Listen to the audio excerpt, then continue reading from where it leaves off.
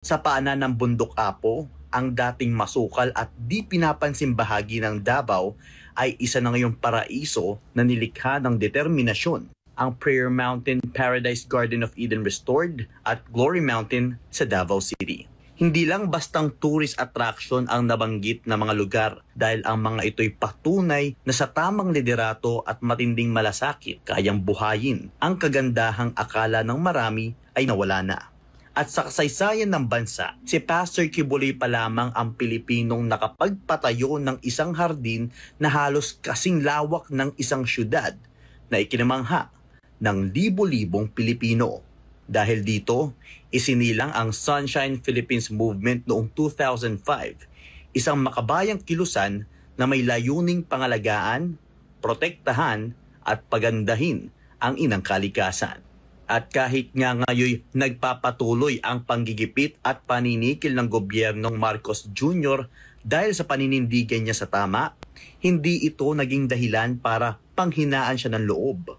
Bagkus, mas lalo pang nag-alab ang hangarin niyang mapalawak ang kanyang mga advokasya tulad ng mga sabayang cleanup drive, tree planting activities at mga proyektong umaabot sa loob at labas ng bansa.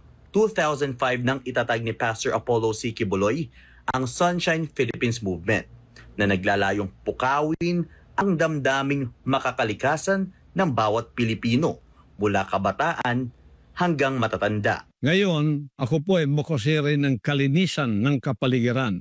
Ilulunsad ko ang Greening and Beautification Project, kabilang ng pagtatanim ng puno, mga bulaklak, pagpapakalat ng mga buto at bulaklak upang mapalakas ang biodiversity. Hindi rin matatawaran ang epekto ng kanilang mga proyekto. Libo-libong punong itinanim, toneladang basura ang naipon at na-dispose ng maayos at higit sa lahat, libo-libong puso ang naantig at na-motivate na kumilos para sa kalikasan. Ayon kay Pastor Kibuloy, ang SPM ay higit pa sa programa. Ito ay isang disiplina, paninindigan at uri ng pamumuhay. Sasagawa ko ang National Cleanliness Drive na mag-iempleyo sa mga walang trabahong Pilipino upang panatilihin ang kalinisan sa buong bansa.